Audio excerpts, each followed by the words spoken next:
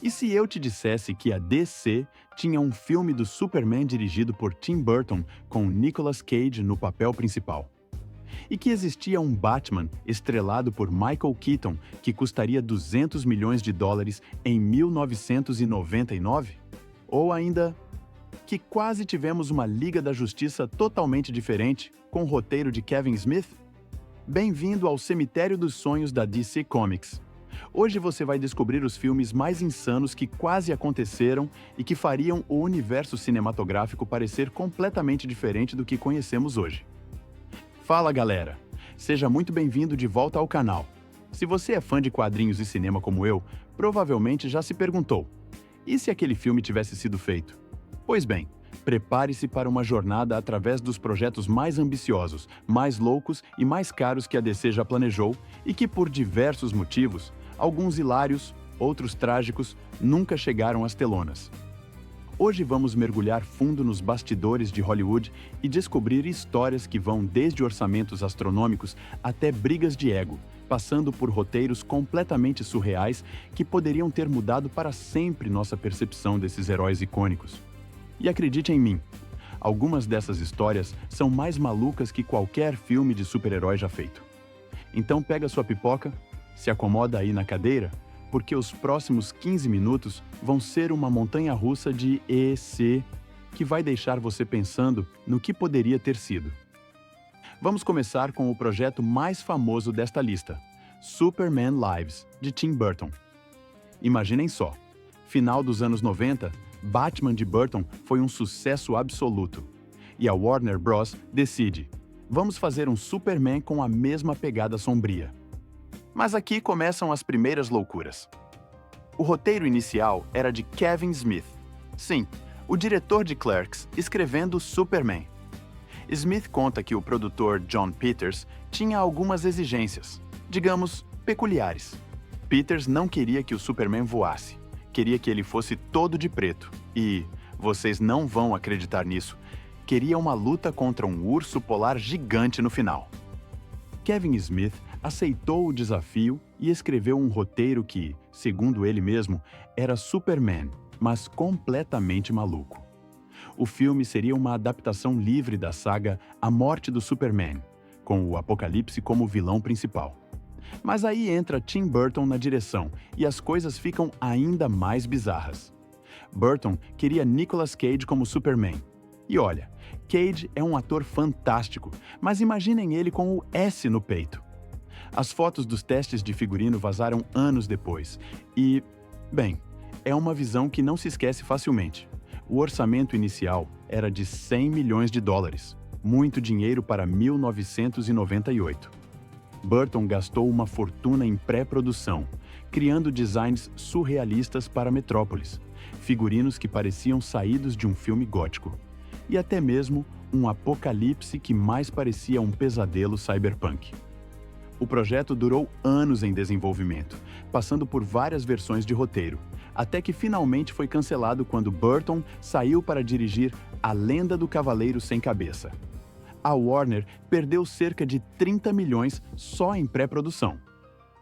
Mas, se vocês acharam que Superman Lives era loucura, esperem para ouvir sobre Batman Triumphant, ou Dark Knight, como também era conhecido. Após o, digamos, sucesso questionável de Batman e Robin em 1997, Joel Schumacher estava determinado a redimir a franquia. E sua ideia? Um filme mais sombrio que traria de volta Jack Nicholson como Coringa. O roteiro tinha uma premissa insana. O filme se passaria principalmente na mente do Batman, que estaria sendo torturado psicologicamente por espantalho com seus gases alucinógenos. Durante essas alucinações, Bruce Wayne reviveria traumas do passado, incluindo a morte de Jason Todd, o segundo Robin. E o melhor de tudo, Jack Nicholson voltaria como Coringa, mas apenas nas visões de Bruce.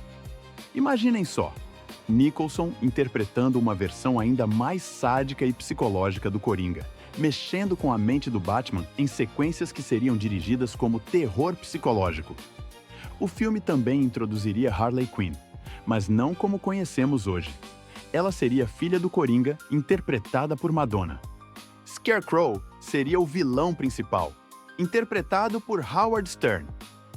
O orçamento previsto era de 200 milhões de dólares, uma quantia absolutamente astronômica para 1999. Mas o fracasso comercial de Batman e Robin foi tão grande que a Warner decidiu enterrar a franquia por alguns anos. George Clooney chegou a dizer publicamente que tinha matado o Batman, e o estúdio concordou que precisava de um tempo antes de tentar novamente. Agora vamos falar de um projeto que chegou tão perto de acontecer que já tinham escolhido o elenco completo e construído os cenários. Liga da Justiça Mortal. Era 2007 e a Warner Bros. Estava desesperada para competir com o sucesso crescente da Marvel no cinema. A solução? Pular direto para um filme da Liga da Justiça, sem filmes solo individuais primeiro. George Miller, diretor de Mad Max, foi escolhido para dirigir. E aqui começam as curiosidades incríveis. O filme seria uma história completamente original, não baseada em nenhuma HQ específica. O roteiro apresentava uma Liga da Justiça jovem enfrentando uma invasão de Thanagarianos. O elenco era simplesmente perfeito para 2007. Armie Hammer como Batman, DJ Cotrona como Superman, Megan Gale como Mulher Maravilha, Adam Brody como Flash, Common como Lanterna Verde e Santiago Cabrera como Aquaman. Mas aqui vem a parte mais interessante. O filme não seria uma comédia nem uma aventura família. George Miller queria fazer um filme de guerra, com tons sombrios e uma abordagem mais madura. Imaginem Mad Max dirigindo a Liga da Justiça. A produção chegou tão longe que construíram cenários gigantescos na Austrália, criaram protótipos de figurinos incríveis e até mesmo começaram a filmar algumas cenas de teste. O orçamento era de 220 milhões de dólares e a Warner já tinha marcado a data de lançamento para 2009.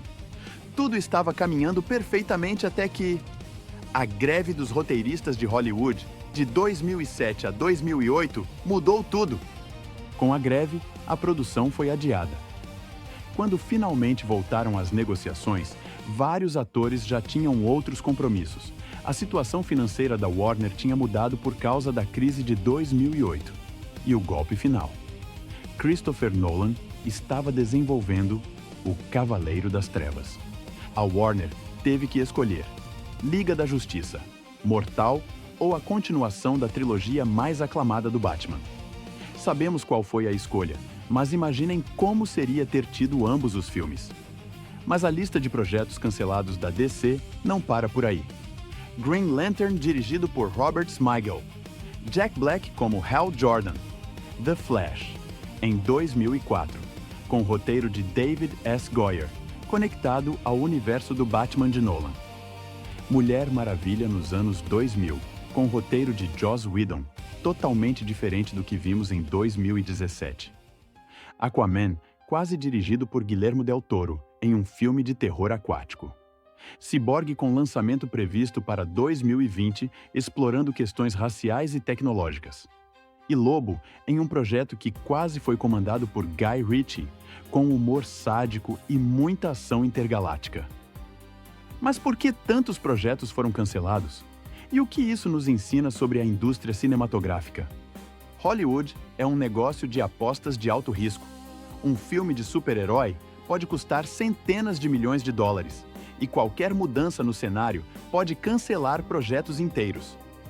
A DC teve por muito tempo uma abordagem mais cautelosa comparada à Marvel. Enquanto a Marvel apostou em um plano interconectado desde 2008, a DC passou anos tentando encontrar sua identidade, o que resultou em muitos projetos abandonados. E muitos desses cancelamentos aconteceram porque os estúdios ainda não entendiam o verdadeiro potencial dos filmes de super-herói.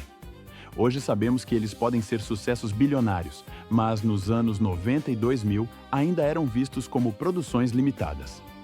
Alguns cancelamentos foram bênçãos disfarçadas, outros poderiam ter sido revolucionários. O que fica claro é que por trás de cada filme que vemos, existem dezenas de outros que quase aconteceram, cada um representando uma realidade alternativa do cinema que nunca conheceremos. E aí, pessoal? O que acharam dessa viagem pelos e Se, da DC Comics. Qual desses filmes cancelados vocês mais gostariam de ter visto? Eu fico imaginando como seria o cinema de super-heróis hoje se pelo menos alguns desses projetos tivessem saído do papel.